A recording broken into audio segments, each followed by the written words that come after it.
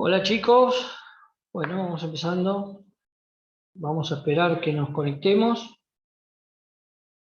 Ah,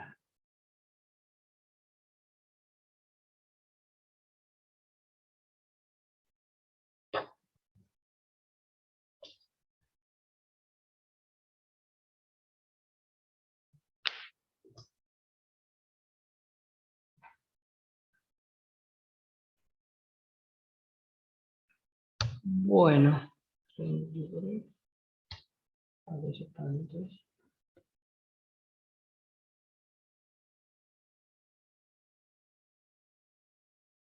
Vamos entrando. Es un poco extraño esto de hacerlo de esta manera, pero bueno, vamos a ir. Buenas tardes, profe. Ahí está, muy bien. Bueno, ya están todos, más o menos van. Bueno, vamos a empezar. Mi nombre, me voy presentando. Mi nombre es Rafael Julián. Ustedes van a tener clases conmigo y con Julio Ortiz, que no sé si está debe estar por ahí, si no ahora se incorpora.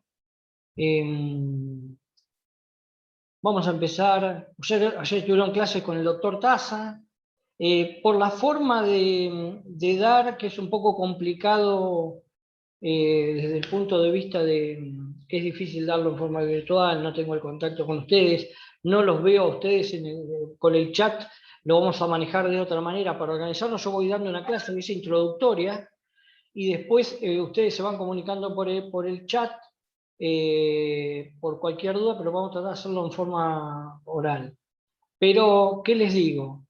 Me parece a mí que la mejor forma de que ustedes lo hagan es que cuando me detengan en una parte, les pregunte a ver si tienen algún tipo de duda o eso, nos vamos a organizar.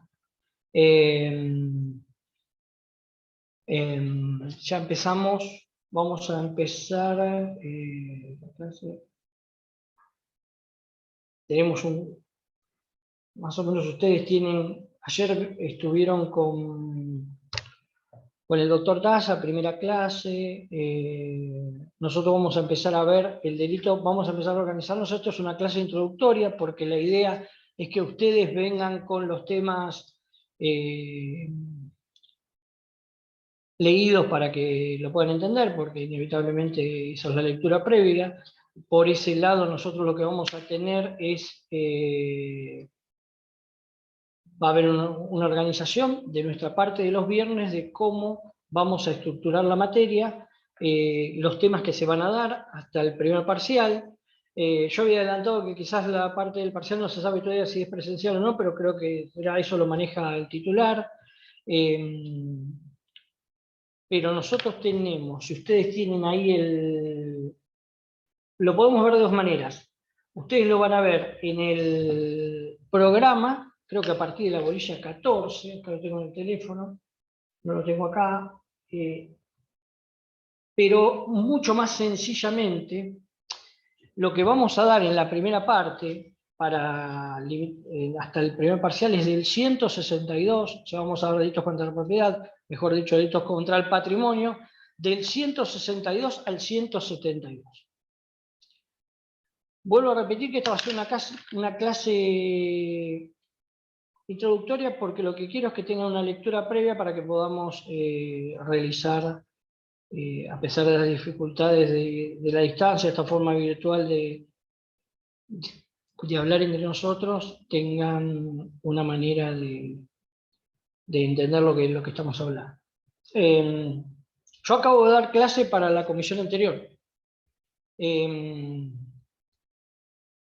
Mi forma de dar clase, que quizás es un poco como he hecho otra carrera, quizás algunos que es letras, es una forma un poco más, no digo descontracturada, pero un poco más tirando al caos, tratando de aportar diferentes miradas para que ustedes dividamos lo que es una clase universitaria de lo que ustedes tienen que estudiar y aprobar. Lamentablemente nosotros no vamos a tener la misma intensidad en lo que yo les puedo transmitir. Yo voy a tratar de transmitirles de la manera, siempre digo lo mismo, me sale el espíritu de quizás hay un músico por ahí.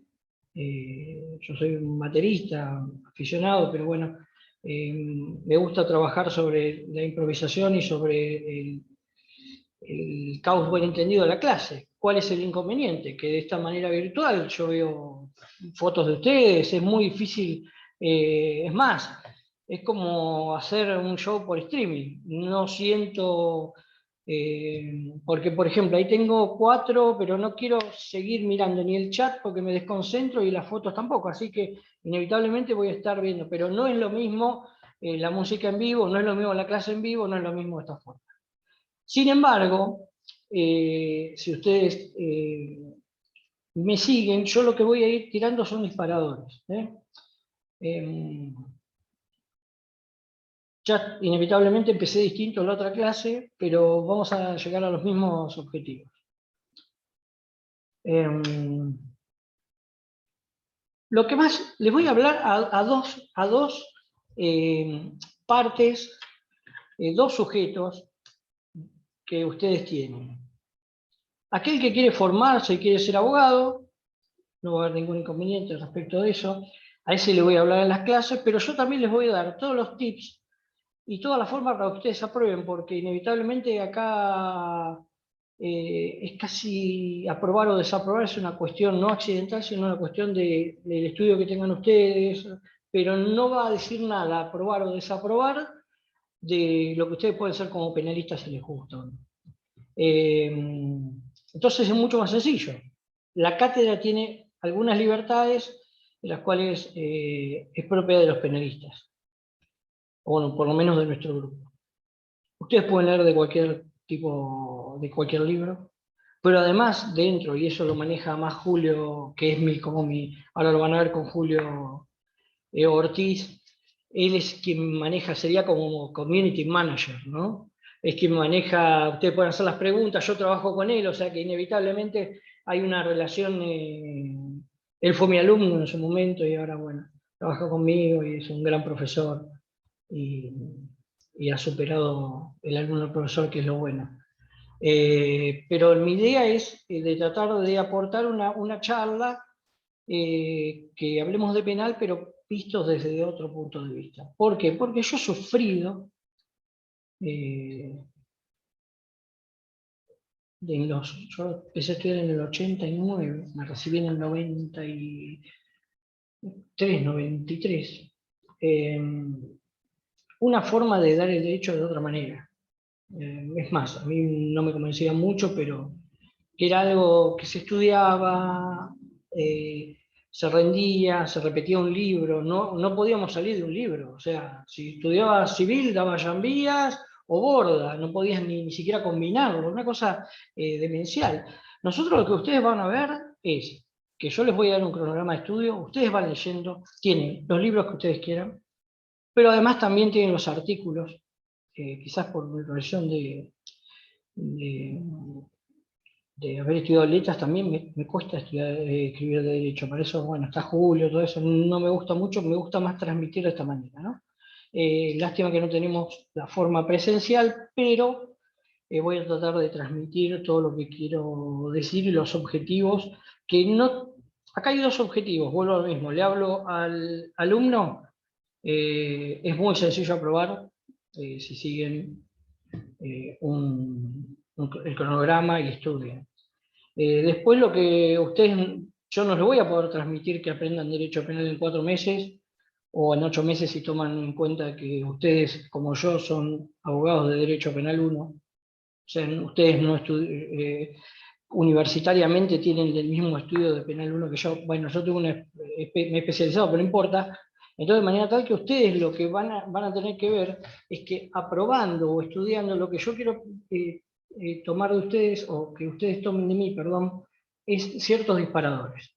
Para que ustedes, el que quiera ser penalista, lo sea, por supuesto, con respeto a todas las otras ramas del derecho, vengo a vender yo el derecho penal. Yo como profesor lo tengo que vender. Pero además, jóvenes de edad y jóvenes de corazón sus inicios en el derecho tienen que ser el derecho penal. Les va a dar una mirada. Mira, ahí dice, se me fue el audio. Está bien el audio, ¿no? Bueno, perfecto. Sí, Entonces, se escucha.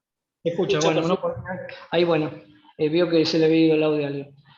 Yo vengo a vender el derecho penal. Siempre digo, y esto inicialmente a la clase, siempre lo digo, yo las ramas del derecho las he identificado con la posición en el fútbol en la cancha.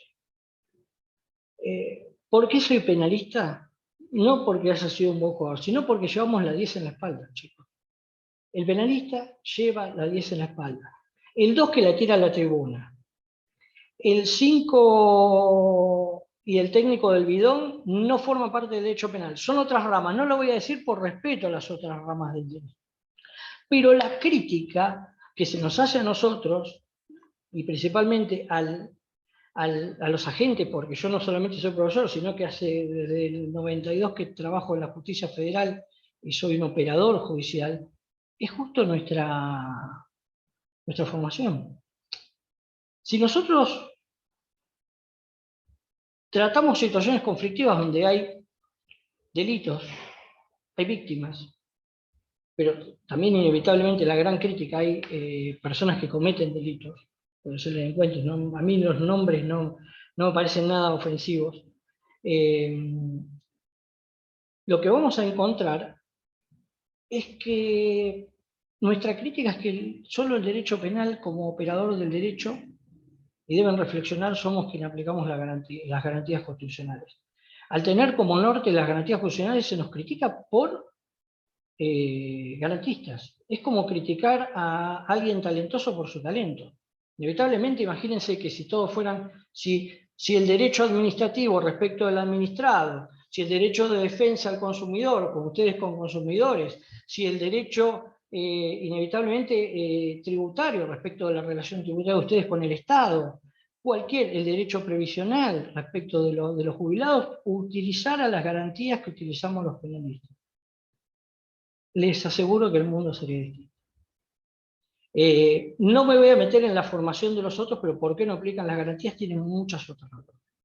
Nosotros también estamos aquí, en guerra. ¿Por qué? Porque el operador judicial, ¿por qué se trata o de garantista o de inevitable, esos motes que nos ponen que en realidad el garantismo no es nada, como decirle a una persona que pertenece a un reino mágico, no tiene nada, no se definen las personas, no se autodefinen las personas, por más que digamos lo que sí nosotros aplicamos la Constitución, porque inevitablemente es nuestra formación.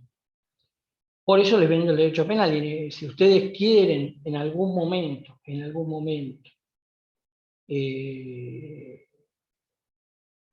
aplicar la Constitución, ver cómo opera la Constitución en libertad, el derecho penal da esas oportunidades.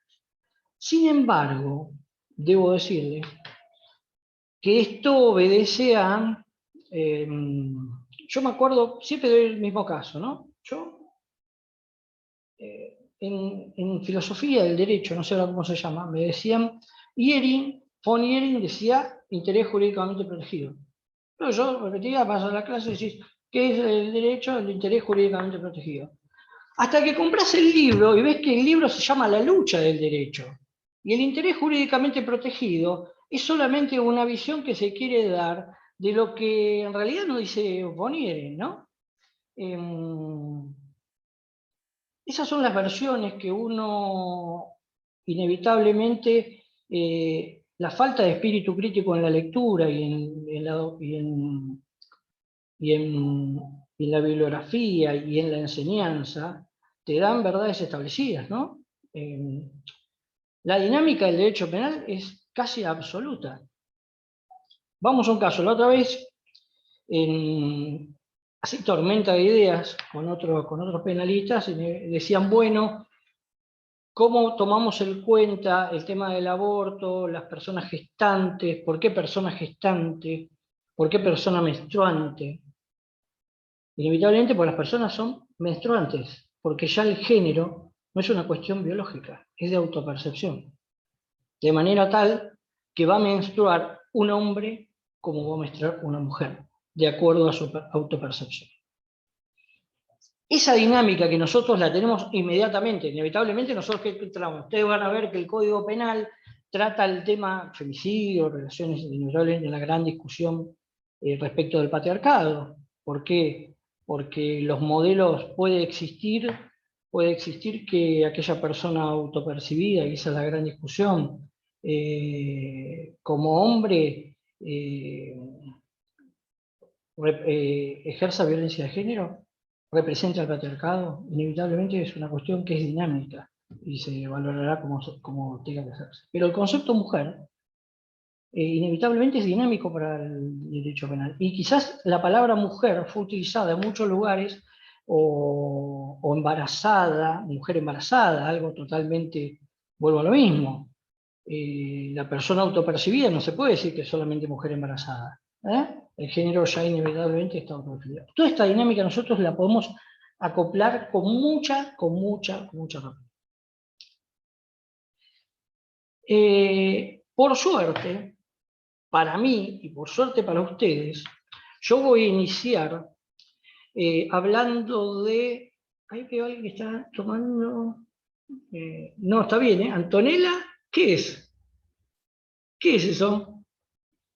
Un licuado, porque estoy en un bar. Estoy de Muy bien, vacaciones.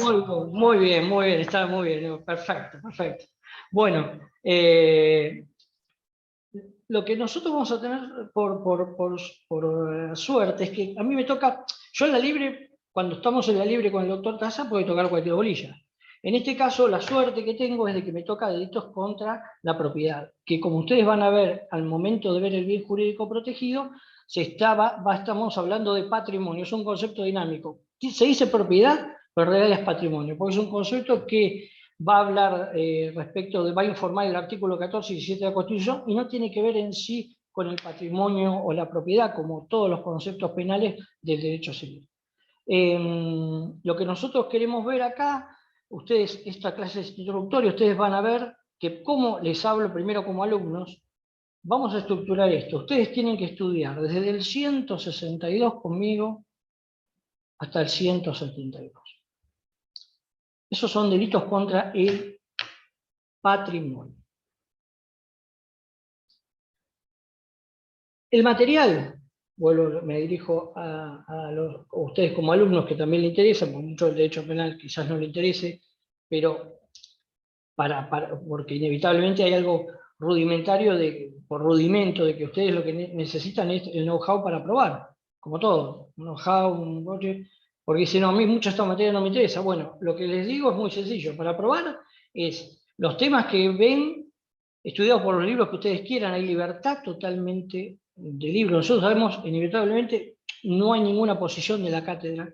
Ustedes diciendo la posición de cualquiera de los autores, nosotros no es que muchos los conocemos, alcanza, también van a tener, y eso lo va a manejar Julio, se van a comunicar a través del campus con Julio Ortiz, que no sé si anda por ahí, no se conectó, pero digamos que es la persona con la cual ustedes pueden debatir. Acá estoy, Rafa. Ahí está, bueno, ahora después lo voy a presentar. Bueno, Julio Ortiz es quien es como mi community manager, es profesor también, pero es el que maneja más las redes y es el que está en el campus, y el que, bueno, las consultas, cuando trabajamos juntos, las vamos a compartir. Somos una misma voz, los viernes, esta clase introductoria, yo ya estoy de las 5 menos cuarto, pero bueno, con esto de la improvisación va cambiando de acuerdo a lo que se determine en la clase, pero esto es simplemente introductorio. Vamos a dar delitos contra patrimonio, ustedes ya saben, 162, 172, lo estudian de acuerdo a los textos que tienen. Yo quiero despachar lo más rápido posible a los alumnos, para empezar a hablarle para formarlos un poco y tratar de hablar de otros conceptos con cierta libertad. Ustedes con cualquiera de esos textos, y ustedes lo van a ver en clase, con nosotros por lo menos, vamos a llegar a ver. Ustedes van a ver hurto, 162, van a ver robo, van a ver con Julio las figuras seguramente de hurtos agravados, van a ver los robos agravados, van a ver extorsión, van a ver secuestro extorsivo, y van a ver la primera parte, 172, que es el punto 1 de la bolilla, no sé, creo que es 15, ¿no? Me parece, la verdad tengo acá el programa, pero que es estafas, la parte general de esto. Además tiene la clase anterior, corregime Julio si no me equivoco, ¿la tienen grabada la clase anterior? Sí, la clase anterior ya está grabada. Bueno, pueden ver la clase anterior mía, yo agrego algunas, no van a ver que es totalmente distinta, pero el tema del contenido es el mismo. Quizás en la improvisación voy tirando cosas sobre temas vinculados. ¿Qué pasa? ¿Por qué armar una clase con estructura rígida para que ustedes aprueben y con una estructura, a mi modo de ver, un poco más caótica y elástica para dar clase? ¿Por qué? Porque esto es una clase universitaria. Si yo vengo y les repito lo que dicen los libros, me traiciona a mí, los traiciona a ustedes, pero sí también les quiero dar, para que ustedes se queden tranquilos, no hago que diciendo, ustedes estudiando de este artículo a este artículo, cualquiera de los textos van a aprobar, de manera tal que esta materia es muy sencilla. Si ustedes estudian, no se toma nada extraño, no hay trampas en las preguntas, por lo menos no sé si son a desarrollar multiplier, pero no es muy complicado, y por esta, si seguimos con esta forma de tomar exámenes, casi el libro abierto. O sea, las experiencias con los exámenes inevitablemente tiene que ver. Tampoco va a decir mucho de ustedes desaprobar o aprobar. Vuelvo a lo mismo, como penalistas o como alumnos dice poco. Quizás como alumno dice que en ese momento no pueden estudiar, no estuvieron motivados, no quisieron, no les gusta. No que no entendieron, porque inevitablemente esto tampoco es física cuántica. Ustedes ya son abogados de Derecho Penal 1 y no estamos hablando de multiversos, no es una película de ciencia ficción, es muy sencillo. Ustedes tienen que tener una lectura previa y si aprueban es porque estudiaron y ustedes van a satisfacer su lado alumno. Y yo lo que quiero es motivarlos un poco desde otro lado y tratar de que prenderles alguna llama respecto de los que les guste penal. Eso después lo veremos ustedes. Yo no miro mucho los chats porque me desconcentro. Soy difícil con la tecnología, pero la idea es que esta clase introductoria vamos más a tormentas de ideas que otra cosa. Primer elemento. Ustedes habrán visto la clase anterior algunas cuestiones respecto de la parte general. Vuelvo a decir, ustedes son abogados de derecho penal tanto como yo, pero no es necesario que ustedes sepan tanto de derecho penal. ¿Por qué? Porque el que le guste el derecho penal, su desarrollo y su conocimiento va a ser con posterioridad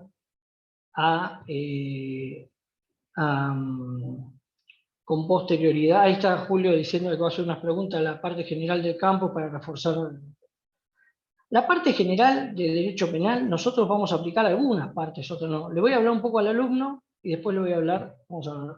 Inevitablemente ustedes saben lo que es la tipicidad, la relación con los concursos, la consumación, todas esas cuestiones ustedes la van a tener que ver y es muy sencillo. Es raro que hablemos de culpabilidad, alguna cosa de antijuricidad, pero es muy sencillo. Lo que nosotros vamos a trabajar es sobre un artefacto, en términos filosóficos, en términos semióticos. ¿El artefacto cuál va a ser? El tipo penal. Si nosotros vamos a ver delitos contra la propiedad, nosotros vamos a trabajar dos cosas. Primero, una teoría general que va a involucrar al bien jurídico protegido, si es que nosotros la tenemos, acá no va a haber ningún problema, y ahora le voy a explicar por qué. Inevitablemente la lectura del tipo penal. Observaciones.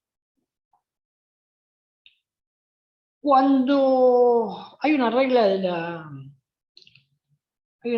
clara de la lógica, que lo que se nombra de una manera es eso, y hay dos cosas que se nombran de modo distinto son distintos.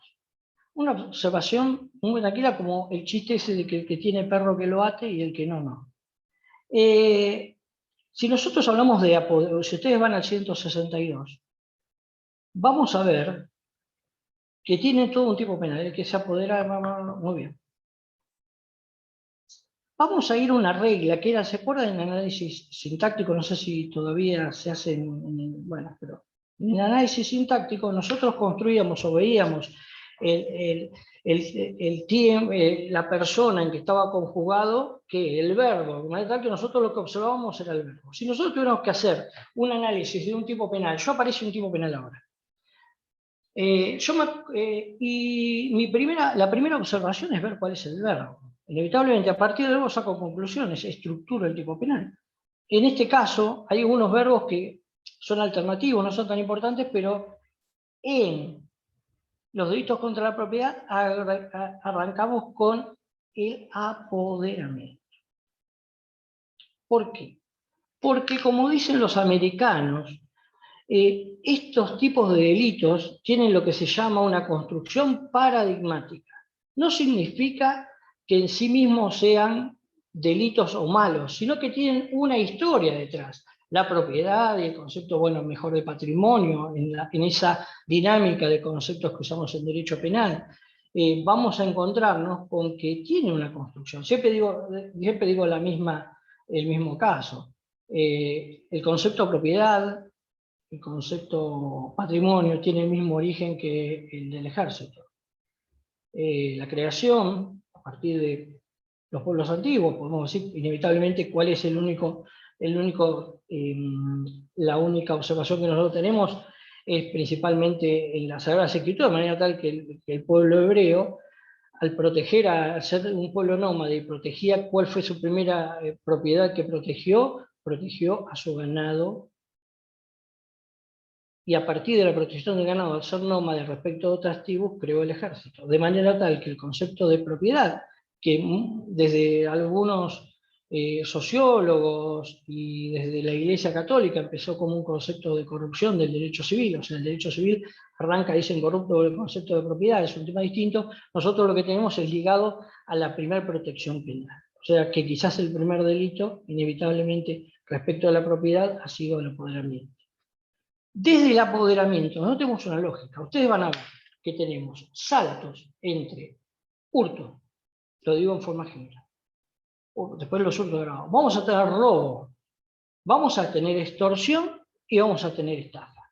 En esos cuatro vamos a ver que arrancamos desde el delito de apoderamiento más simple, como es el hurto, pasando por delitos de apoderamiento, donde ustedes van a ver que la figura, el apoderarse, va a ser la misma conducta, con tiempos distintos de comisión respecto de algunos fines distintos, medios distintos, para pasar después a la extorsión, un delito mixto, donde ya es un poco más complejo, incluso que el robo, donde nosotros vamos a tener una combinación de ¿qué? De elementos propios de los delitos contra la libertad con los del patrimonio. Y por último vamos a llegar a la estafa, que es el primer punto que llevamos a la bolilla. De manera tal que en la estafa ya no tenemos un apoderamiento simple como el hurto, que si no en esa cadena de evolución del bien jurídico y bien sistemático del código, nos vamos a encontrar con un desplazamiento patrimonial engañoso, donde ya no es, en ese caso, el autor quien desapodera a la víctima, se apropia el apoderamiento de la víctima, sino que hay un desplazamiento patrimonial engañoso, donde la conducta de la víctima va a producir ese desplazamiento. ¿A partir de qué? A partir de otras características. Ya no vamos a apoderarnos, sino que va a desplazar. La víctima me va a desplazar patrimonialmente de forma engañosa a mí, al autor del delito, a partir de distintos elementos, engaño, ardid, o aún formas más complejas como el abuso de confianza. Lo que vemos es, lo que no van a encontrar en otros delitos, quizás, como esto es derecho penal nuclear. ¿Qué significa? Esto es derecho como salió de fábrica y casi sin modificación. Esto es como una grabación propio de maqueta. ¿Qué pasa? Nosotros no tenemos cruzado por legislación, sacando algunas consideraciones, lo que era el derecho penal nuclear. De manera tal que nosotros vamos a encontrarnos figuras básicas al principio. ¿Y qué es lo que logramos? Que en esa dinámica ustedes se van a encontrar con las figuras simples que empiezan con apoderamiento, hasta figuras más complejas, que después lo vamos a ver en la segunda parte, con deformaciones grabadas, pero inevitablemente donde hay una disposición patrimonial engañosa, quiere decir que no hay apoderamiento. Esto no hay problema.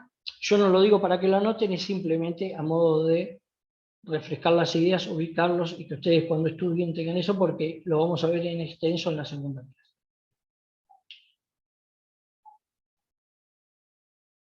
Más o menos estamos tirando tips. Ustedes cuando van a ver un tipo penal, ven la acción típica, después de la acción típica ustedes se van a encontrar con elementos particulares. Por ejemplo,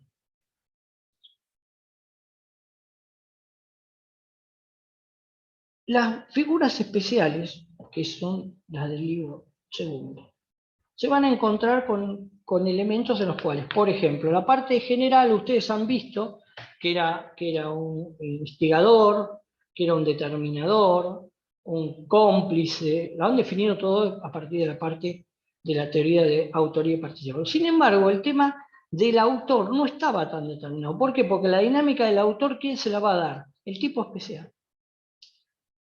Quizás en los libros no esté y que puede ser un poco complejo, no lo tienen que anotar ustedes, pero esto tiene que ver también por dónde viene la construcción del tipo penal.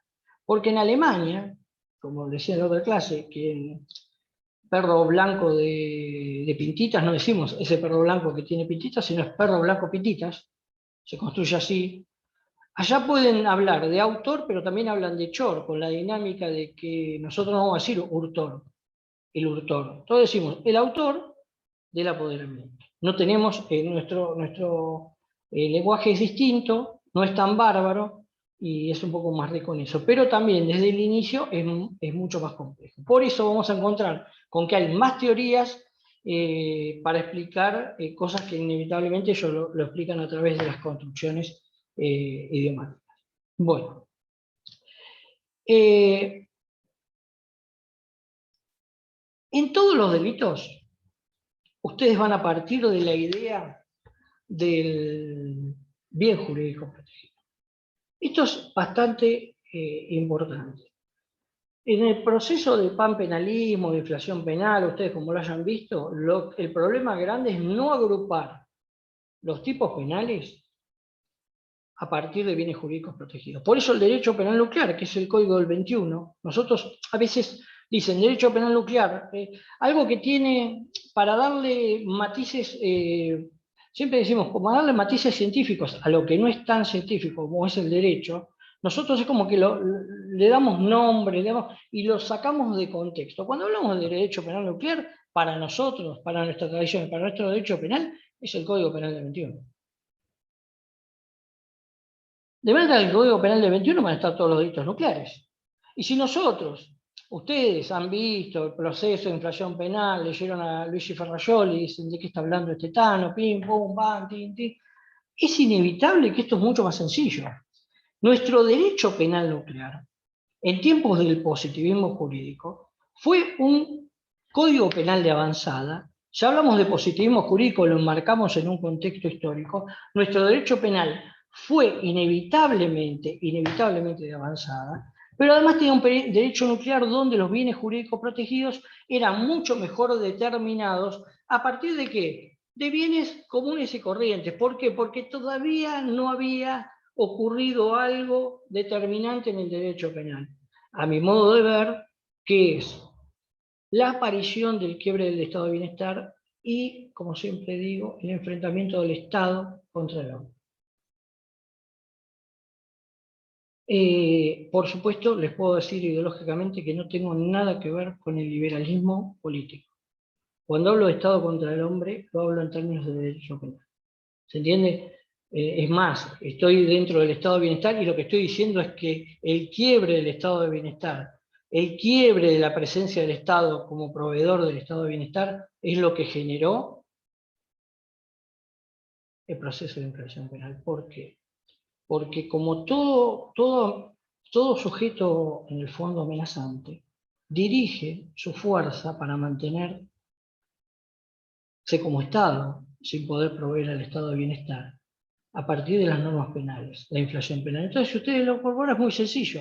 Nosotros teníamos derecho penal nuclear a partir de protección de la propiedad, algunas figuras contra la administración pública, pero inevitablemente el Estado no se había puesto al frente de la protección de los bienes jurídicos. Era más una relación un poco de bienes jurídicos particulares y el Estado interviniendo como derecho penal mínimo. A partir de la infracción penal es el Estado el que empieza a tener influencia sobre la construcción de los bienes jurídicos protegidos. Y hay una realidad. El Estado encubre en los estos bienes jurídicos protegidos la protección de su propia subsistencia. Pero yo nunca lo digo respecto de que no debe haber Estado, sino de la relación entre hombre y Estado. Esa relación, que vuelvo a lo mismo, siempre es casi prenacional. Volvimos a un Estado donde, ¿se acuerdan? La relación de la formación de las naciones, un Estado donde el poder estatal se relaciona con el hombre desde otra manera. Claramente, el derecho penal en un momento le dijo, bueno, no matarás, no robarás, pero también empezó a dirigirse al Estado. Pero ya el Estado, casi en forma como un todo orgánico. No secuestrarás, no harás desaparecer personas, no cometerás genocidio, no torturarás, no vaciarás. Totalmente distinto. Inevitablemente ese punto de vista solo lo podemos ver desde el punto de vista penal. El derecho penal desnuda la relación entre el hombre y el Estado. Y el Estado empezó a protegerse. Pero además pasa otro factor, correcto, dentro de, y que quizás en la otra clase no lo aclaré tanto. Aparece el actor de la víctima como un sujeto, además del Estado. Pero además aparece otra cuestión que es sana, pero que también no puede recurrirse a la solución del derecho penal, que es la aparición de conquistas en luchas de minorías, mayorías, o sea, y utilizar al derecho penal como el caballo de Troya, como el arma para lograr esas conquistas. Realmente, como operador de derecho penal, estoy totalmente de desacuerdo. Lo que pasa es que si no hay instancias de cambios culturales intermedias, inevitablemente es el derecho penal quien dice qué es lo que está mal y qué es lo que está bien. Y ese es el gran problema que hoy tenemos, ¿no? Nosotros siempre debatimos, inevitablemente, un gran problema como el tema de la prostitución y sus relaciones más perversas, como es la trata, ¿a partir de qué? A partir de penas, y no elaborando un esquema no prohibicionista, lógicamente, porque ahí es el gran problema que hubo con la prostitución, la idea de prohibicionismo, la idea de mujer, ya estamos hablando de autopercibida, la idea de hombre autopercibido, porque inevitablemente siempre la construcción de la prostitución, lamentablemente, se construyó una idea de mujer. Todo esto debe ser debatido. La violencia de género, debatido desde otro contexto. Pero ¿qué pasa? Cuando uno aplica el derecho penal y dice, bueno, ¿quién es la víctima? ¿Quién es el victimario? Y acá hay una pena. No es, puede ser un proceso de transformación, pero no es lo importante. ¿Por qué? Porque el derecho penal arrancó siendo otra cosa a partir del bien jurídico protegido. Inevitablemente el bien jurídico protegido, como todos los institutos del derecho penal, y siempre digo lo mismo, no escriban sobre nuevos institutos, a veces le digo a Julio, no agreguen más institutos, porque los institutos en el derecho penal fracasan, los tipos penales fracasan, pero quedan, y alguna vez se usan, ¿no? Hay casos paradigmáticos, ¿no? Políticos, no políticos, que tienen que ver con lo vernáculo, porque acá el derecho penal no se puede explicar con si alguien sube a una montaña y el rayo mata al tío para que el sobrino cobre.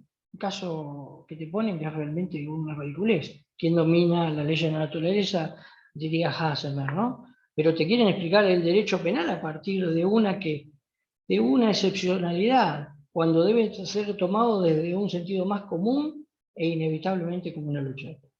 El bien jurídico protegido arrancó con una linda misión que era una visión iluminista, o sea, decían, y detrás de todo delito, ¿qué hay? La protección de un derecho o la lesión a un derecho subjetivo, propio del iluminismo, pero propio también del contexto en que aparece en 1800 y pico el concepto de bien jurídico protegido. Después, lo demás, ustedes lo van a ver, von Bühling, la idea de la escisión entre la culpabilidad y la antijuricidad, que viene del derecho civil, y aparecen ya el bien jurídico protegido como idea iluminista, la antijuricidad, la culpabilidad, y lo que quedó inevitablemente, creo en la clase anterior no lo dije, es el tipo penal. El tipo penal como tipo penal de garantía. El tipo penal como tipo penal de garantía, vuelvo a decirlo, algo que quizás olvidamos. Ahora, como el bien jurídico falló, y detrás de cada penalización no existe la lesión de un derecho subjetivo, sino multiplicidad de factores, e incluso, loablemente, grupos de poder, pero inevitablemente el Estado, ¿cómo va a invocar un derecho subjetivo del Estado contra un individuo? Entonces, de manera tal que lo que sí sirvió para y fue que un instituto que ha fracasado como el bien jurídico protegido fue tomado en cuenta como un concepto limitador, diciendo, bueno, para bien jurídico protegido tiene que ser en la delimitación del ámbito de protección, por lo menos, porque, bueno, no importa. Entonces, ¿qué es lo que hacemos? En el Código Penal, proceso de infracción penal, que a veces ustedes lo leen de Ferrayol y no lo entienden, esto es sencillo. Cuando se produce el proceso de inflación penal, es porque el bien jurídico protegido ya no puede escribirse, porque revela, denota el interés político, el interés estatal, o lo que sea, de que está detrás de eso, y lo que se protege en verdad. De manera tal que ustedes van a encontrar con leyes especiales a partir de la página 120 de un código, y después dice como el código, hasta acá terminaba, 300 y pico, y después llegamos a que tiene 400 páginas más, y ahí hay normas penales que no se entienden inevitablemente. ¿Por qué? Porque si algo bueno, que un concepto que fracasó como bien jurídico protegido terminó siendo un concepto delimitador del legislador. Que el legislador inevitablemente no es racional, todo lo contrario, y trabaja en emergencia. Yo siempre digo que el legislador, y esto no lo dije en la clase anterior, es como un protagonista de una película de Tarantino. Está dentro de una locura, una situación compleja, límite, casi gangsteril, y acude al tipo penal para salvar esa situación en ese momento. Es decir, en términos de gángster o términos de Tarantino, se arregla todo a los tiros. ¿Se acuerdan esa parte que se debieron Perros?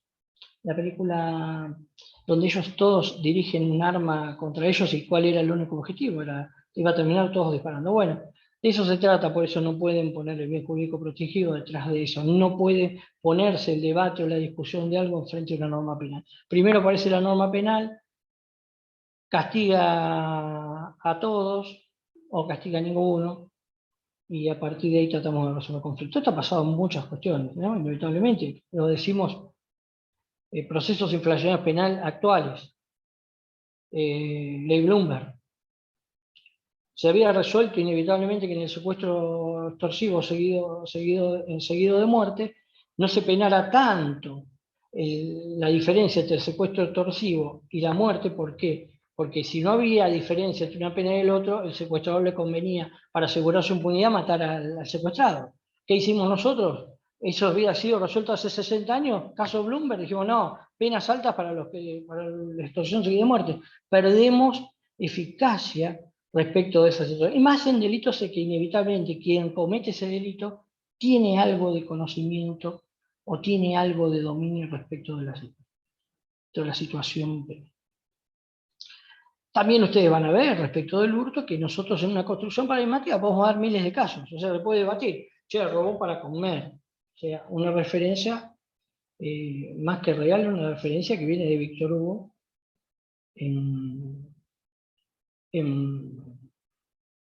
Los Miserables, ¿no? Y una de las formas más tristes de estigmatización de los pobres, que los pobres solo pueden delinquir. Inevitablemente, nosotros sabemos que la cifra cura, los delitos son cometidos inevitablemente no por los pobres, y principalmente deben cuidarse que los delitos son intrafamiliares y en relaciones no casuales, sino casi la mayoría de las probabilidades que ustedes cometan un delito es de personas cercanas. Inevitable, todo es interpretado de alguna manera que viene desde la poética en términos, digamos, literarios, y se termina justificando. Inevitablemente todo es justificación para el derecho penal. Ahora, ¿el derecho penal uno es abolicionista? No, el derecho penal inevitablemente a partir de las garantías constitucionales debe ser un derecho penal. Y la herramienta de haber puesto el derecho penal no como última ratio, sino como primera ratio, eso es algo claro, tiene que ver con las emergencias, con la posición del Estado en la legislación, con la justificación del Estado a través de la legislación, e inevitablemente con ideas que tienen que ver con un derecho penal que no tiene que ver con nuestro tipo de sociedad. Porque ahí está otro de los grandes inconvenientes. Yo siempre digo que, lo decía en la otra clase, lo tuve que ver 2 veces, Jacobs tiene un gran problema, es un autor que han visto quizás en la parte general. Jacobs viene a la Argentina, habla en español y no sabe hablar en español, no se entiende absolutamente nada, queremos un intérprete, pero Jacobs nunca planteó, porque él vio que tenía muchos adeptos acá y dice, pero ¿cómo están aplicando lo mío? Que es inevitablemente una elaboración de laboratorio. ¿Por qué? Porque inevitablemente a nosotros, a mí me pasó, después voy a dar la experiencia, me lo olvidé, pero me lo he olvidado en la anterior clase, pero lo voy a decir, una pasó con Luke Hullman, un penalista, un criminólogo abolicionista holandés en un curso que fuimos con el doctor Bombini, hicimos una monografía en un curso cuando estábamos en tercer año de la facultad, en un congreso de derecho penal. Nosotros hemos hecho sobre un libro que se llama En busca de las penas perdidas, y llegamos al medio, hicimos medio las apuradas, no teníamos mucha idea, y nos dicen en el congreso, chicos, será en Rosario, vino Luke Hullman, y está muy honrado de que ustedes hayan trabajado su libro. Nos queríamos morir, porque primero era muy improvisado todo, bueno, pero Luke Hullman lo que entendió es que hay un capítulo que se llama En torno a un asado, donde chicos le roban a él, los invita a un asado, la relación entre... Y si él dijo, yo lo planteo desde mi perspectiva, él había venido a la organización en tren, había tardado como 40 horas en llegar, a Rosario, no sé de dónde venía para robar, estaba de franciscanas, era un tipo... y la relación entre el Estado monárquico benefactor que existe en los países como Holanda, que existe como Inglaterra, que no estoy hablando ni a favor ni en contra, pero es otro tipo de relación de Estado. Con el nuestro traerlo era un poco loco, o sea, traer el abolicionismo de estados benefactores que tienen reyes y que creen en algunos en Odín, no sé, en Thor, o traer a los alemanes que quieren una sociedad más estructurada, en roles, en principio de confianza, y como se enojó una vez un funcionalista conmigo, que me dice, ¿cómo la norma penal no te motiva? Yo soy penalista hace 20 años, la verdad que no me motiva. ¿Se entiende? O sea, ellos creen que con una norma penal la gente se va a motivar y va a cambiar. Esa idea de que la pena es educativa, propia de todo el abolicionismo, inevitablemente, uno debe decir las cosas crudamente. Si alguien dice, no, ustedes son garantistas, bueno, dice, uno aplica la garantía de la Constitución. Pero si vos crees que una pena de prisión restablece la confianza social y además educa, es una mirada de la sociedad totalmente distinta. Hay que ver si nosotros la tenemos, ¿entiende? Y todo acá, ¿qué es lo que pasa? Esto que yo le digo, la esquizofrenia del derecho penal. Nuestros grandes penalistas utilizan el funcionalismo con el garantismo procesal, o sea, son un Frankenstein. Por un lado, en materia de derecho penal, utilizan un modelo terrible desde el punto de vista del mensaje que dejan, pero para otro tipo de sociedad es mucho más adecuado. Y por otro lado, utilizan la garantía solamente para el proceso penal. O sea, es bárbaro. Vos, si vas a declarar o vas a exhibir las pruebas en materia de probatoria, te van a utilizar todas las garantías, pero cuando vos vayas a ver las relaciones causales o de imputación, va a depender de un juicio de valor desde el sujeto de decir que esa pena te va a educar y va a restablecer la confianza social. Absolutamente nada que ver. Si algo fracasa en Alemania, va a fracasar en la Argentina.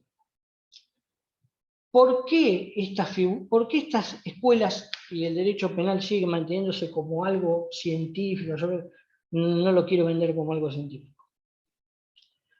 Porque se manejan a través del principio de autoridad y a partir del principio académico. Yo vengo acá, les digo, bueno, chicos, muchachos, estoy en mi casa, tranquilo, acá tengo el Uriburu atrás, siempre lo que digo, García Uriburu, ha muerto el artista del Bicentenario. El sur puede ser el norte, pero también puede ser el sur, pero inevitablemente estamos en el norte acá, lástima por las vacunas, 88% de vacunas la tienen los 10 países más importantes del mundo. Todavía no, esto está de más, capaz que tengo que poner la Estatua de Libertad en vez de este cuadro, pero lo que yo digo es lo siguiente. La trampa por eso voy a vender derecho penal, es trabajar en lo académico y trabajar en lo científico cuando inevitablemente lo que te están diciendo es que una pena de prisión en una cárcel restablece la confianza social y es educativa. Eso me hace acordar al chirlo educativo, al cachetazo educativo, a la patada educativa. Nosotros ya hemos cambiado totalmente y el castigo físico de los padres no educa. Todavía no hemos llegado a esa evolución en materia científico-penal. Yo acá, bueno, estoy entre casa, yo me pongo un trajecito, o ahí le digo, miren muchachos, la verdad que la pena motiva y es educativa. Bueno, entonces yo a esa persona le doy un cachetazo y le digo, mirá, este cachetazo también puede hacer cambiar y educarte de que no es así. La fuerza no educa ni restablece ningún tipo de confianza. Eso está claro. Lo que pasa es que, bueno, cuidado, ¿qué es lo que van a decir? Bueno, pero pará, me criticás a los alemanes, me criticás bueno, ¿de qué vamos a estudiar? ¿Qué? ¿Nosotros reproducimos discursos? Porque venga Jacobs, o que venga, no sé, los españoles, que son una versión complicada de los alemanes, y lo apliquemos acá inevitablemente, es una absoluta locura. Ha pasado de todo. Hubo veces un juicio donde se habla de la conducta debida de la víctima. Y la conducta debida de la víctima se ha valorado sin tener en cuenta el tiempo. Les vuelvo a decir lo mismo, se valoró la conducta la conducta que tiene que tener como garante de un sistema aquel que camina sobre el peatón, que en vez de cruzar por la calle, cruzó por la mitad de la calle, fue en la senda peatonal, cruza por el medio de la calle, es atropellado e inevitablemente dicen que infringió un deber en su posición de tránsito, cuando digo, bueno, pero discúlpame, la senda peatonal debería ocurrir en el futuro, es totalmente potencial, y ¿sabés qué? No lo pudo pasar porque ha volado por los aires y había muerto atropellado. Una absoluta locura. Podemos ir al revés. Inevitablemente, ¿qué es lo que ocurre? Cuidado que en esto no hay nada científico. Ustedes, cuando vayan a ver ahora toda esta parte, es mucho más sencilla verla desde el punto de vista del hurto, del robo, bueno, escalamiento. ¿Cómo puedo decir? A ver, sin dar nombres. Se daban instrucciones, se siguen dando instrucciones a los procuradores, a los fiscales, ¿no? Interpretando la norma penal de la manera más descabellada. O sea, en un momento se dijo que el hurto por escalamiento era quien subía más de 1,20 m, cuando sabemos que el escalamiento no es solamente subir un muro, sino también poder bajar una escalera. También lo que pasa es que la falta de conocimiento de los operadores lleva a este tipo de desconocimiento. Bueno, no puede haber instrucciones en materia de la aplicación de la ley penal. Esto no es un instructivo para bajar un programa de computación. Es descabellado la política y en esto quizás, si esto está grabado, pero no hay problema, es descabellada la política de que el Estado, a partir de procuradores o de quien sea, bajen protocolos de aplicación de la ley penal. Hay protocolos de búsqueda de un niño, hay protocolos de investigación, pero nunca de la aplicación de la ley penal. Porque la ley penal, el escalamiento es escalamiento, y no podemos decir que 1,20 m no se escala. Eso es importante. Pero además hay que sacarle el derecho penal, y sé que muchos han dedicado su vida a eso, yo también, porque desde el 92 que trabajo en la justicia penal, y desde el 94 que soy profesor, 95. Si lo tomamos como lo tomamos con esos parámetros científicos, somos pseudocientíficos. Somos parapsicólogos del derecho. Somos pirámide energética, lo que ustedes quieran. No sé, puede ser que ocurra, pero eso está en nosotros no podemos ser una pseudociencia. ¿Por qué no podemos ser una pseudociencia? Porque inevitablemente nosotros tenemos que manejar con garantías constitucionales, con tipo penal de garantía, con una idea de nuestro tipo penal en consumación, en relaciones de imputación, y no normativizar tanto que inevitablemente lo que estamos aplicando es la teoría de una escuela que tiene una intencionalidad política, un modelo de sociedad, el cual no podemos aceptar porque todos somos absolutamente distintos. Ya no va lo malo en INSEE, pero inevitablemente por la construcción, o sea, lo malo en sí mismo, la construcción paradigmática de esto con la propiedad, desde el punto de vista de la lesión del bien jurídico protegido, no vamos a tener tanto eso. También debo decir, para ustedes, que estoy hablando en la reflexión, que los bienes jurídicos protegidos nos servían para saber qué se estaba protegiendo y a quién se quería castigar. Desde el punto de vista criminológico, ya sabemos, y nos pasó, bueno, contaba mi experiencia, ahora no viene el caso, en el 2004, cuando fui juez, era joven y declaré nulidad de vencido, punto final, y a un genocida lo llevé a una cárcel común con todos esos problemas, y todavía hablamos de privación ilegal de libertad y no hablamos de genocidio, todavía no tenemos incorporado los mismos que estábamos en esas cuestiones, esos conceptos, pero inevitablemente también debo decir que hubo un concepto que es inevitable, porque uno puede condenar a alguien por privación ilegítima de libertad, torturas, decir que la desaparición forzada es un eufemismo, que es un homicidio, y no haber dicho homicidio, no haber dicho genocidio. Pero lo que sí no debemos saber es que lamentablemente en materia de derechos humanos, y lo digo como alguien que marchó a los 15 años y que después pudo ser juez federal a los 33, 18 años después, solamente en mi experiencia se reprime y se persigue a los vulnerables o los que fueron vulnerables por pérdida de cobertura. De un juicio simbólico a las juntas, cuando no eran vulnerables, a la represión cuando eran vulnerables con pérdida de cobertura, inevitablemente es una relación dinámica histórica del derecho penal. El derecho penal se aplica lamentablemente en esas situaciones. Muchas veces no vamos a hablar, siempre digo que es mejor la distancia y lo que nosotros decimos como revisión histórica. No hay dudas de que en el proceso militar nosotros tenemos una revisión histórica, que podemos hablar y tratarla. Desde que yo me acuerdo de la resolución en Molina, yo hablé de mi contexto generacional. Cuando ocurrieron los hechos, mi edad, cómo fui y cómo llegué al lugar. El contexto generacional influía mucho, pero también debemos decir de que los procesos históricos democráticos todavía no han sido revisados históricamente.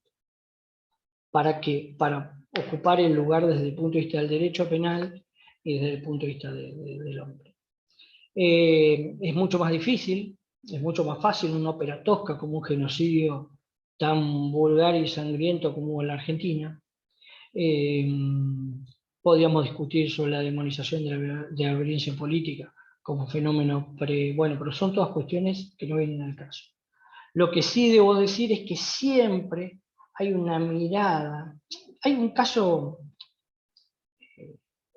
yo me acuerdo cuando vi lo de la tortura, me acuerdo de Soler, voy a ser respetuoso con Soler, no quiero, porque se van a enojar, realmente es una persona muy valiosa, pero él, mientras formaba parte de un grupo ideológico antiperonista en la época de Perón, él pensó que Perón era un dictador y un torturador. Estoy hablando solamente de la opinión de Soler.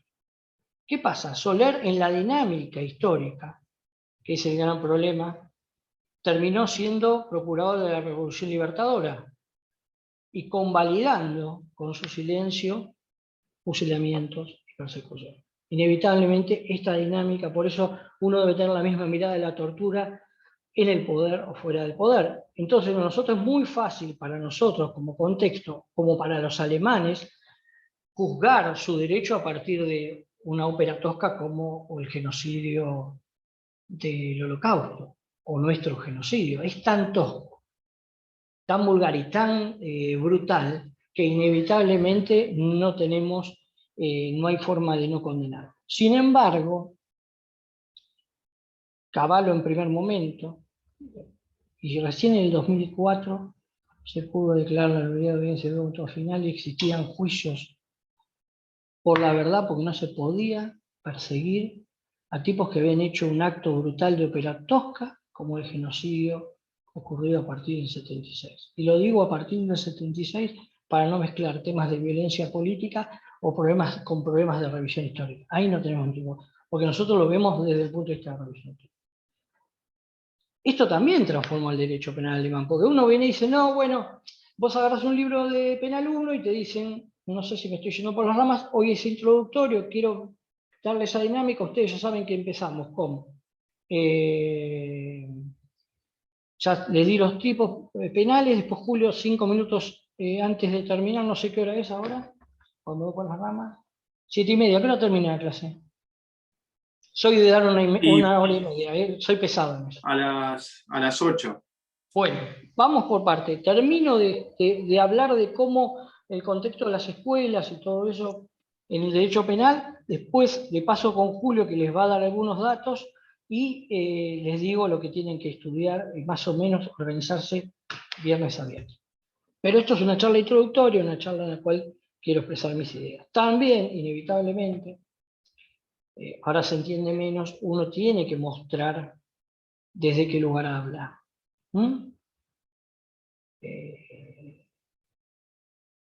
Yo marché en el 85, formaba parte, no se sabe si era una juventud peronista, no sabía bien qué era porque el peronismo no tenía una manifestación democrática, y era un niño, 15 años.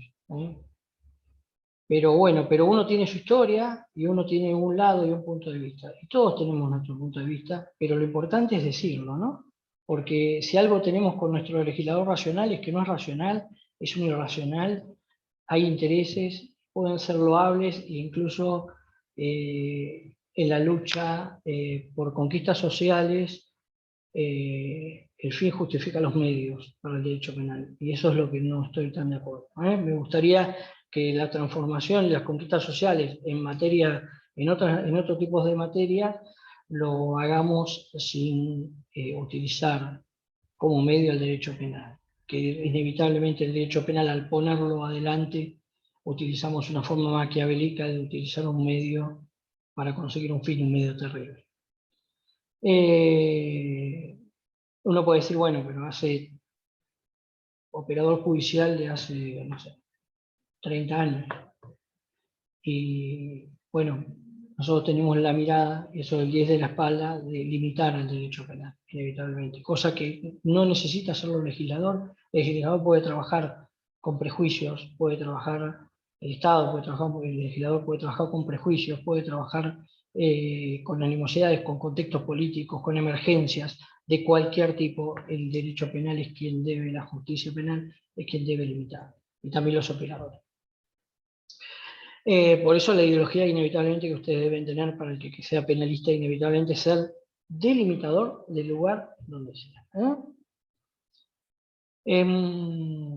Quiero contar con la historia de que, bueno, siempre hablo en forma tácita de Soler, es un poco irrespetuoso, pero bueno, es lo que ha pasado históricamente, ¿no? Ser procurador de la Revolución Libertadora inevitablemente es el consentimiento del fusilamiento, ¿sí? José León Suárez. Pero no me voy a explayar porque no soy tan peronista como parezco. Bueno. Yendo al derecho penal, que es lo importante, porque acá en las circunstancias siempre vamos a juzgar, también, como hemos visto, como ópera tosca, como se nombran los delitos, o sea, alguien que bajo el insumo del Paco le pega un palazo a alguien, lo mata y le saca frente a la... ¿Eso es una ópera tosca? Bueno, el genocidio argentino, chicos, y el holocausto alemán, voy a hablar del holocausto alemán, inevitablemente es una ópera tosca. Y eso transformó al derecho penal. Porque uno empieza a decir, bueno, agarras el librito, te empiezan a contar los alemanes. Siempre digo lo mismo, en filosofía, Teodoro Adorno dijo, miren, hicimos jabón con la gente, no podemos volver a escribir de filosofía. Eso lo hicieron para justificar que al día siguiente, Adorno, ¿qué hizo al párrafo siguiente? Escribió de filosofía. Hicieron mea culpa, ¿se entiende? Es lo que decimos, la verdad, no puedo haber hecho esto. Y siguió, no es que se retiró Adorno, ahí siguió escribiendo. Inevitablemente porque lo que se trataba de hacer es continuar con la filosofía alemana a pesar de ese hecho increíble de haber hecho jabón a la gente. Siempre lo digo en forma escatológica porque inevitablemente es una ópera tosca. Siempre hay que explicar las cosas de su brutalidad para saber de dónde viene. El derecho penal también pasó lo mismo, inevitablemente. Uno puede decir, no, en un momento que soy iluminista, Estado Nacional, ¿se acuerdan?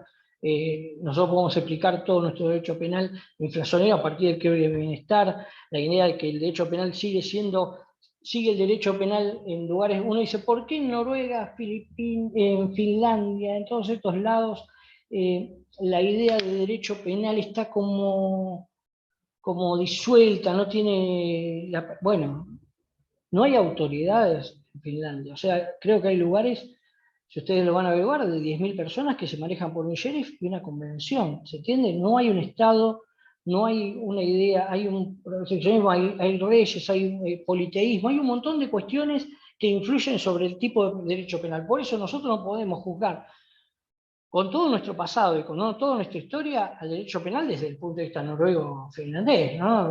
Hoy Neil Christie, hay que escucharlo a Neil Christie, está bien, pero inevitablemente nosotros tenemos que vernos a nosotros para poder resolver. Por eso Hullman, ¿qué nos dijo a dos estudiantes de Derecho argentinos? Chicos, esto lo escribe un hippie holandés. Nosotros teníamos otras cuestiones para ver. Pero bueno, en el derecho penal pasa eso. Ustedes van a ver los libros, el que le gustó el derecho penal, y dicen, bueno, de acá el causalismo, cómo pasamos al finalismo, inevitablemente por contextos históricos. El rompimiento del derecho penal alemán tiene que ver con el holocausto.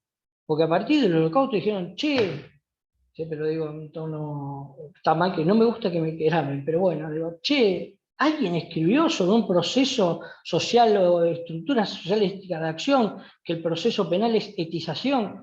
Me parece que vence, pero hace 10 años que no le damos bola. Ah, bueno, tráelo. Y entonces te dicen como que Belzel es un proceso de evolución del derecho penal cuando dice, che, alguien escribió sobre la socialización, que todavía estamos tapando fosas comunes. Ah, bueno, vengan a ver. Entonces, inevitablemente, el escoger una escuela de derecho tiene que ver con circunstancias, ante todo, históricas. El reduccionismo, chicos, es bueno para explicar determinadas circunstancias. ¿Por qué? Porque vuelvo a lo mismo, ante tanta información casi científica que nosotros tenemos, no queremos decir de dónde vienen y por qué lo dicen. Siempre digo lo mismo, acá los profesores, yo cada vez lo hago menos porque cada vez estoy como más maduro, más tranquilo, pero yo era de decir, chicos, yo hablo de este lugar, soy así, ¿para qué? Para que me puedan criticar, para decir, mira, este lo habla porque está de este lado. Bueno, lo que siempre me molestó de los libros de derecho es que te hablan como que salieron de una verdad revelada, de un estudio científico adecuado, e inevitablemente son procesos de justificación de estados nacionales, de estados, no lo digo genocidas, porque no todos los casos de la evolución del derecho penal tienen que ver con eso. Lo que sí les pido a ustedes, encarecidamente, aquellos que van a ser operadores de derecho penal, que no utilicen al derecho penal como transformador de políticas de nada. Somos última ratio. Quizás en materia de trata se necesitaba que de la órbita provincial pasara a nosotros, la órbita federal, que somos realmente pisacabezas absolutos para romper con la trata en la Argentina. ¿Está de acuerdo? Las realidades provinciales son distintas, no es lo mismo ver una situación de trata en Formosa, Chaco. A veces digo, Formosa lo nombro y por lo limítrofe salta, porque después lo tomamos políticamente. Es tremendo la demonización que está haciendo del pueblo formoseño, no de la política formoseña, eso no me importa, pero inevitablemente estar hablando como que, y también de los pueblos originarios. Cuando uno dice los pobres delinquen por necesidad, inevitablemente es una estigmatización espantosa del pobre, ni hablar de los pueblos originarios, o de este proceso que hubo recién que descubrimos con esta chica que era maya y que después ahora tenemos que decirle M, inevitablemente, si nos manejamos por los medios y por la emergencia del Estado, la emergencia política, vamos a estar muy mal. Nosotros tenemos que poner un poco de racionalidad, tanto de racionalidad. En el medio, a veces el derecho penal termina transformando. Pero yo sigo pensando que por más que hayamos condenado, hayamos transformado la población carcelaria, un estudio que hizo Julio Ortiz, que yo le dije, che, a partir de trata no hay más mujeres presas que hombres, y no es una cuestión de género.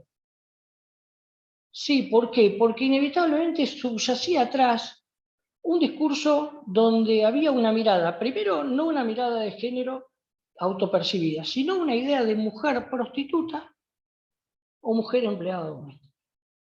Esa idea era tonta porque el prohibicionismo de que una prostituta desmerece, y lo vemos en muchos discursos prohibicionistas, ustedes lo pueden ver.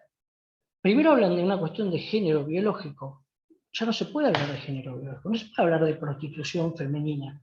No se puede lograr esa situación tratándolo como un género biológico y además tratando que el derecho penal, a través de la detención de proxenetas,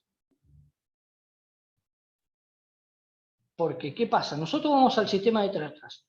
¿Qué es lo que ocurre en el derecho penal? Dos cuestiones que no fallan nunca.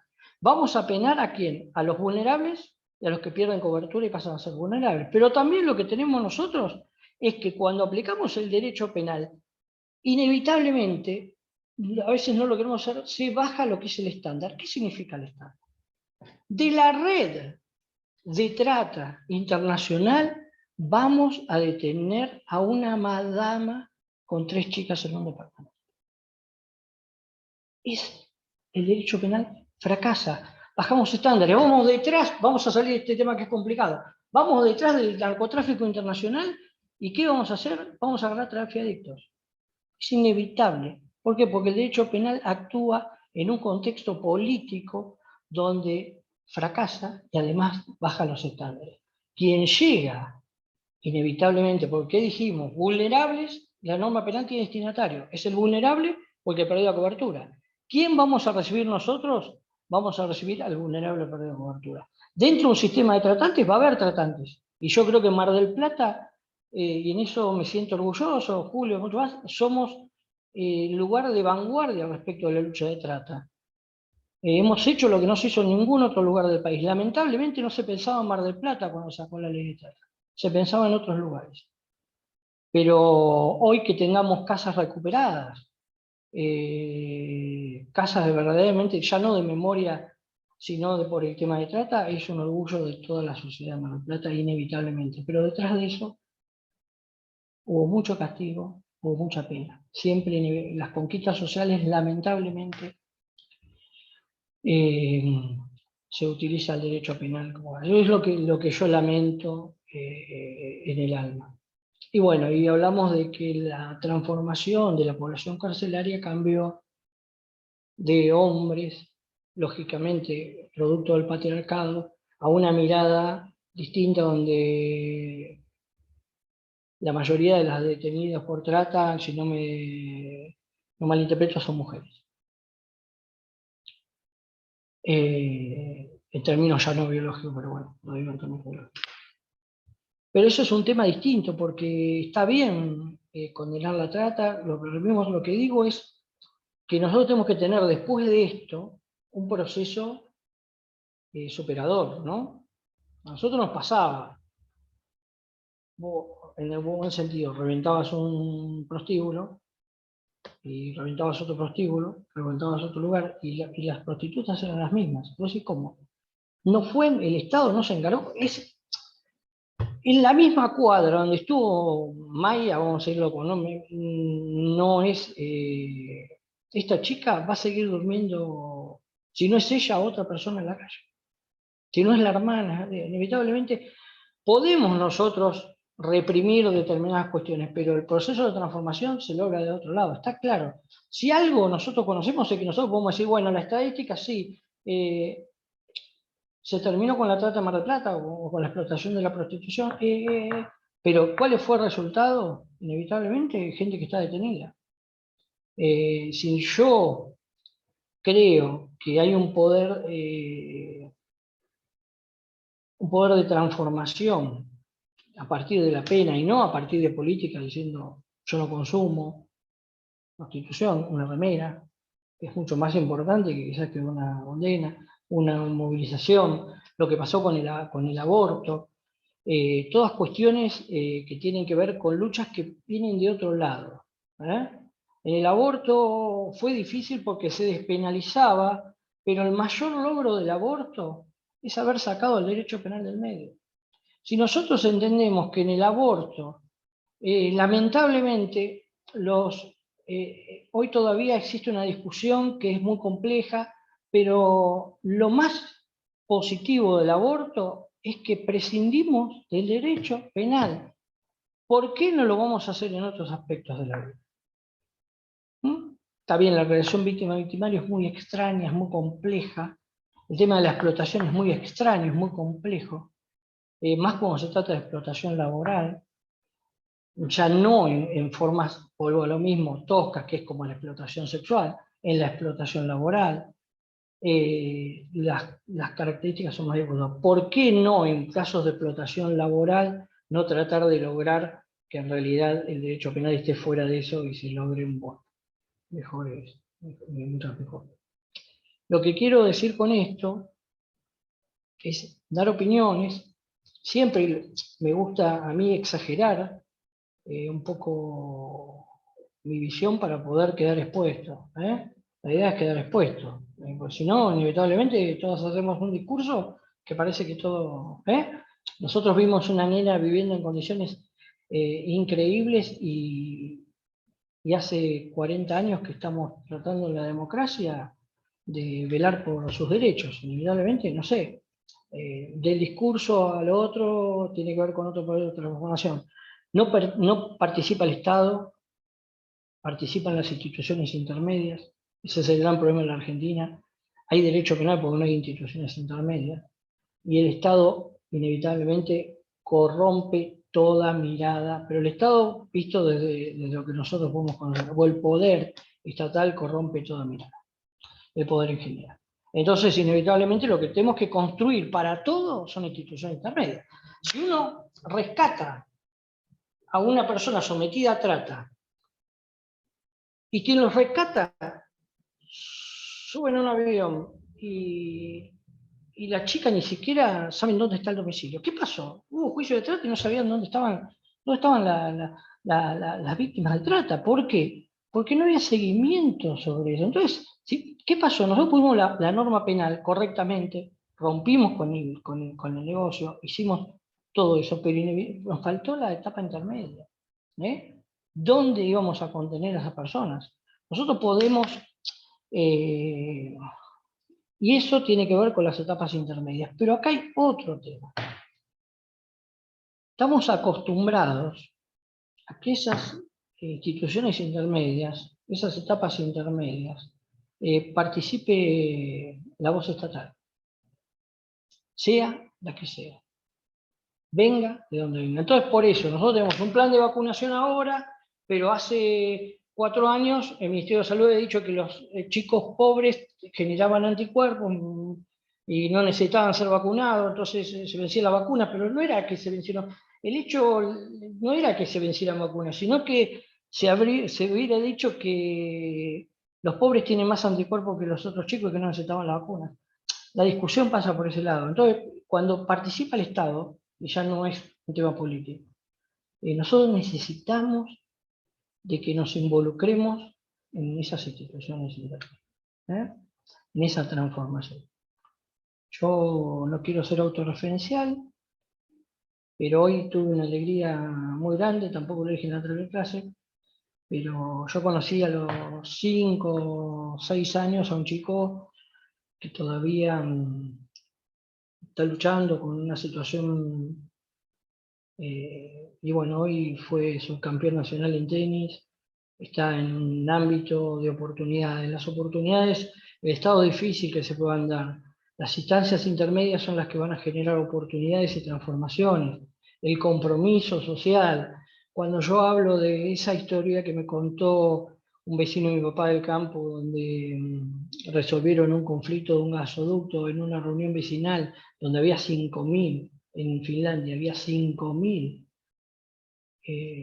habitantes, yo digo, no es democracia directa, no es nada, sino que, digamos, son los ciudadanos comprometiéndose a esas instancias intermedias. Ocurrir a nosotros para que nosotros hagamos lo que hacemos, que es castigar, penar, lo vamos a hacer, pero si no se transforma lo otro, simplemente no cuenta. Lo que, bueno, nos quedan, espero que no me haya ido mucho por las ramas, faltan 8 minutos. Volvamos al alumno, que es lo que a ustedes les interesa, ¿qué me interesa lo que opina este hombre? Pero siempre relacionado con el derecho penal, el espíritu y lo que vamos a ver. Nuestras clases próximas van a ser muchísimo más aburridas, muchísimo más técnicas, pero inevitablemente ustedes tienen que participar con la lectura. 2 cuestiones. Trucos. Si ustedes estudian, si ustedes leen antes de la clase, van a aprobar. O sea, no hay ningún riesgo de desaprobar. Es la efectividad de la Sputnik con segunda dosis, 92%. Si no tienen en ese momento ningún problema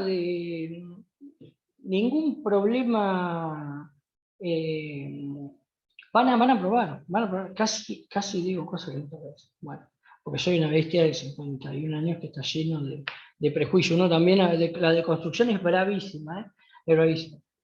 Pero bueno, menos mal que me crié y me formaron en el matriarcado y esas cuestiones que, bueno, eran raras ahora, son mucho más. Pero bueno, ahora inevitablemente siento que pasar del patriarcado al matriarcado,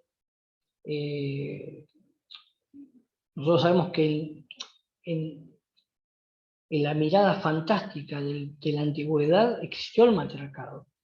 Y fue tan cruel como el patriarcado, inevitablemente, ¿no? La idea es, bajamos al patriarcado y nos tratamos como personas autopercibidas, somos todos personas, el amor no sé cómo es ahora, pero está bien, hombre, mujer, persona, nos amamos a las personas, no sé bien los términos técnicos, me encanta, no tengo hijos, me encantaría tener hijos y que fueran de ese tipo. Veo la serie y me encanta porque se enamora uno que tiene esa cosa de género, bueno.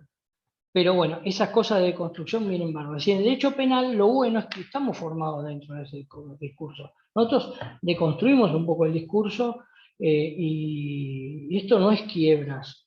Pueden ganar mucho dinero con las quiebras, pero nosotros no vamos a decir el concepto de comerciante ni nada de eso. De manera tal que los trucos, esto es muy sencillo. Estudia, aprueba.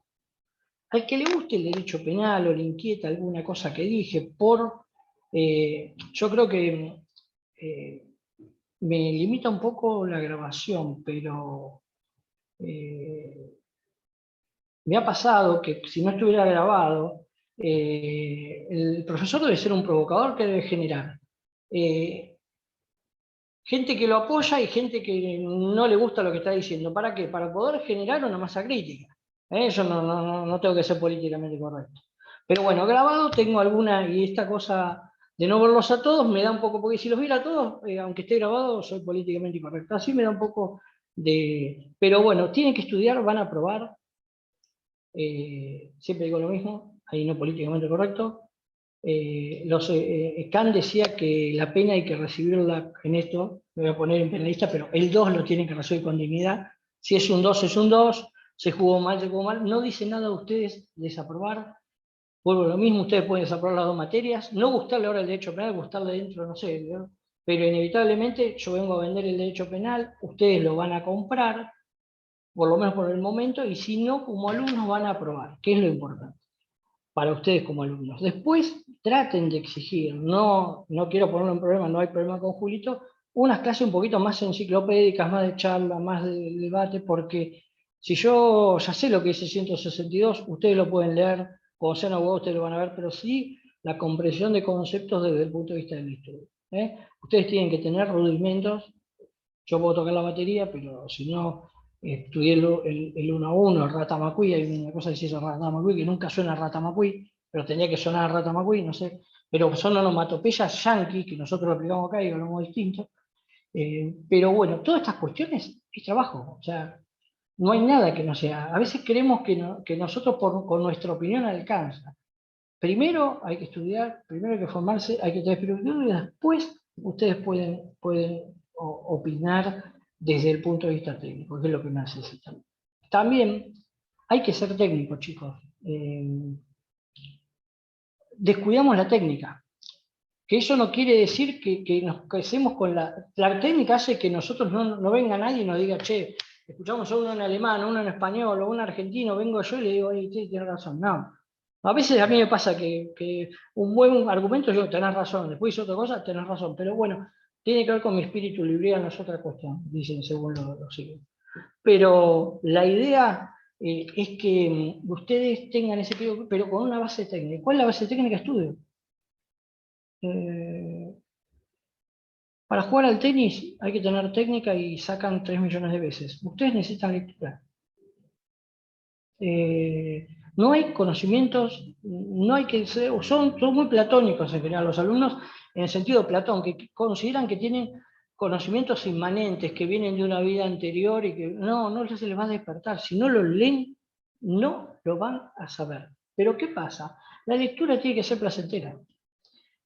Basta que ustedes deben disfrutar lo que están leyendo. Lógicamente, si vienen a agarrar un libro que dice acción típica, es esto, y si ustedes leen un cuentito, como yo les cuento la historia, o poder contarles, no sé, por qué el apoderamiento es apoderamiento, por qué evoluciona, quizás lo entiendan. Ahora, los 4 meses no les va a alcanzar para esto, pero el día que ustedes sean penalistas, traten de mirar, tener una mirada del derecho penal en todo. Por ejemplo, ven una película, leen un libro, buscan, bueno, es una mirada para que técnicamente ustedes tengan esa habilidad, porque les voy a decir algo, nosotros aplicamos un montón de figuras que cuando yo estudié y cuando yo me recibí no existía, entonces uno tiene que ver, porque aparece el nuevo tipo penal y dice, pero esta acción típica, ¿qué quiso decir? ¿En qué contexto está dicho? Vamos a ver qué dijo el legislador. El legislador no dijo nada, pero nosotros fuimos parte de una lucha, entonces inevitablemente nosotros como podemos criticar hoy para poder generar una conciencia de la sociedad intermedia, decir, bueno, no consumamos prostitución. No consumamos prostitución. Y si consumimos prostitución, respetemos a quien ejerce la prostitución como persona. Por favor, basta de hablar de prostitutas como una cuestión de género. Es como que nosotros es increíble. Bueno, todas esas cuestiones de construcción las tenemos que hacer con todos nuestros marchas y contramarchas. El derecho penal tiene marchas y contramarchas. La democracia, inevitablemente, para bien, tiene marchas y contramarchas. Y el derecho penal debe evolucionar en ese sentido. Entonces, ustedes lo que necesitan es, quizás ahora no disfruten del derecho penal estos 4 meses, porque están cursando con otra materia, horripilantes, no sé qué les toca ahora, pero si están reales, cosas horripilantes. que no es el derecho, o sea, realmente cuando uno termina penalista no le gusta ninguna otra rama del derecho, laboral, administrativo, espantoso, todo espantoso, no importa. Ya veo que hay gente que labura de eso, pero bueno. Pero hay ginecólogos, hay cirujanos, hay distintas ramas. Bueno, el penalista, si a ustedes les gusta, pero alguna vez preparen cuando terminen la facultad de ver libros que se vinculen al derecho penal desde un contexto histórico, desde una anécdota, desde una simpleza. Siempre digo lo mismo en materia de derecho penal, y lo último que a veces me lo olvido, hay dos formas de ver la novela negra policial. Agatha Christie, ¿se acuerdan que vos decís quién será? Las pistas, el otro, y después apareció una mujer a la cual no me hubiese dado bolilla porque, bueno, ya murió hace mucho, se llama Patricia Highsmith. Ella, en la primer hoja, sabías quién era el asesino. Tuvo una novela maravillosa sobre el robo de un perro, el secuestro de un perro. Lo importante es todo lo otro. Acá no es que uno termina como, bueno, llegamos con este método deductivo, inductivo, este Sherlock Holmes a resolver el conflicto. No, la mirada es muy distinta. Inevitablemente, ustedes como lectores, incluso de libros de derecho, o escuchas de una clase, nunca, como decía Juan Benítez, o pasa con el problema de la información, nunca tengan una relación pasiva con la información, ni con las clases, ni con el que escucha, ni con el que lee. Deben ser lo más. Ahora, cuidado, también uno debe saber previamente para tener un espíritu crítico, de manera tal que es técnica y crítica, y después su propia historia personal, sus propios prejuicios, su propia formación, los va a dejar donde ustedes los tengan que dejar, pero inevitablemente ustedes están tranquilos de que lo hicieron a partir de determinados tamices. Pero la técnica va a terminar llegando a las mismas conclusiones, piensen como piensen, más en derecho penal. Lo que yo digo es, ni llevarlo a una política alocada, ni a una mirada alocada de las cosas, que a mí me gusta un poco más, pero detrás de todo hay técnica. Para yo criticar irrespetuosamente a Jacob y reducirlo a que habla mal, a que el cachetazo al funcionalista, una cosa que parece de un instante de comedia. Hay toda una lectura previa, inevitablemente lo que hago es un llamador, una nota de color. Pero ustedes lo pueden generar a partir solamente de la lectura. Y leerlo, como a mí me enseñaron en crítica literaria, creo que se lo olvidó porque era una mujer muy, muy inteligente que se llama Beatriz Sarlo, no sé si la conocen, por la televisión, una gran crítica literaria. Y ella decía, cuando vos das psicoanálisis, tenés que ser el más psicoanalista de todos. Entonces yo cuando venía, no de parte de ella, sino de acá de ella, venía gente y te decía, hoy doy funcionalista y lo más parecido es o que sea un antifuncionalista o que funcionalismo, pero esa es la forma de enseñarlo, llevarlo a los límites de los estudios para que ustedes lo entiendan. Ella decía, si yo no soy psicoanalista, no puedo enseñar psicoanálisis en una clase.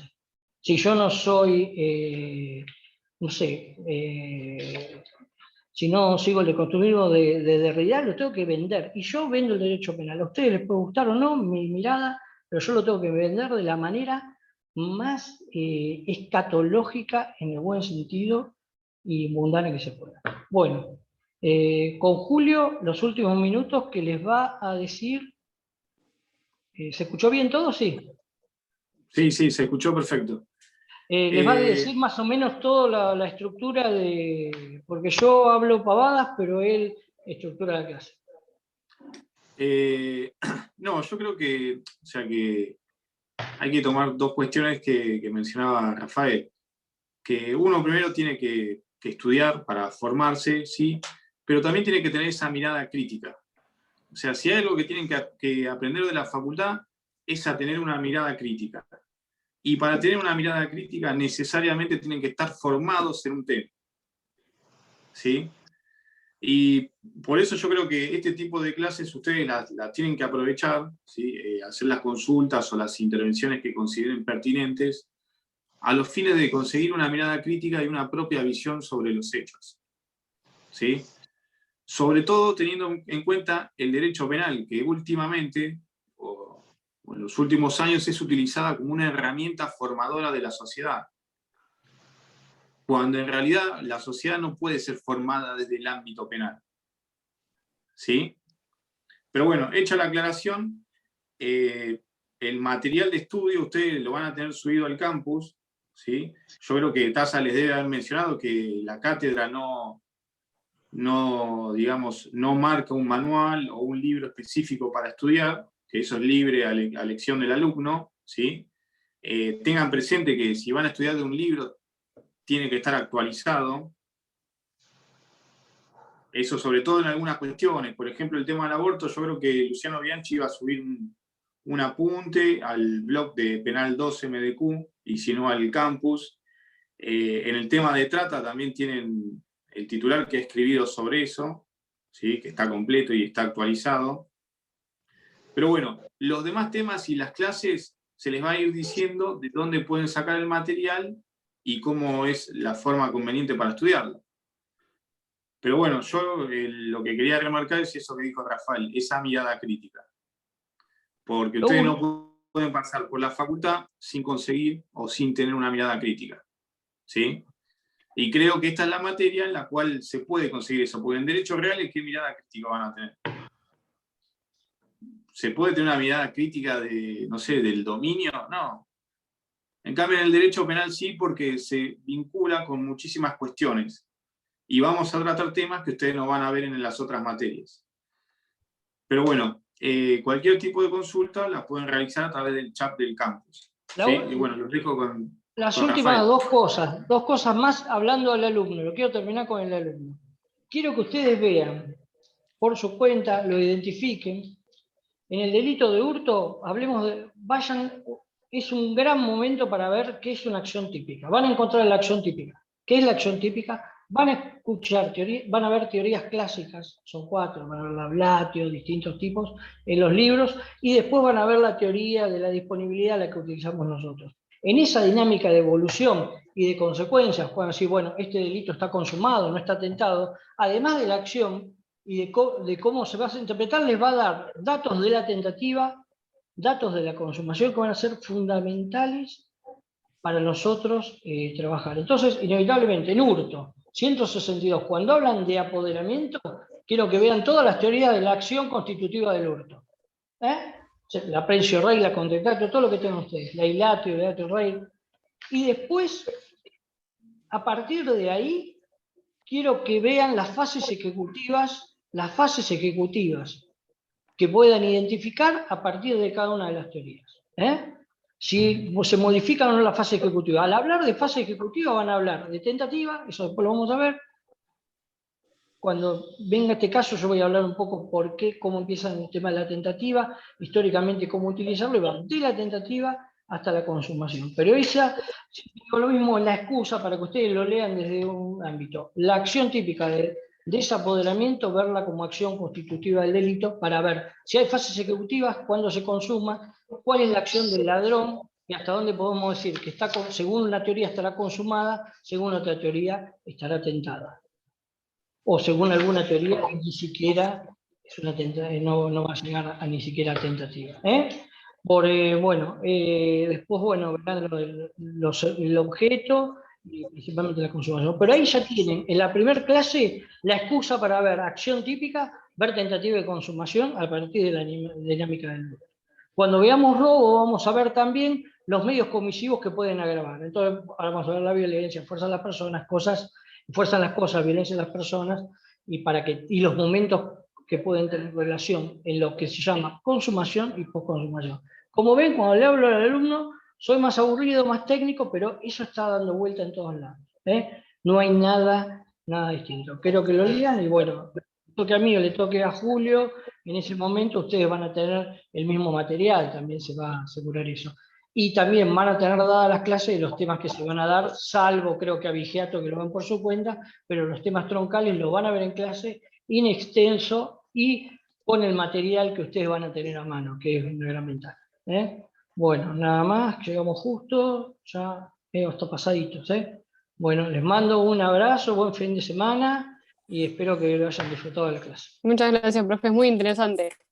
Bueno, Buenas noches. buenas noches. Muchas gracias, buenas noches. Buenas noches.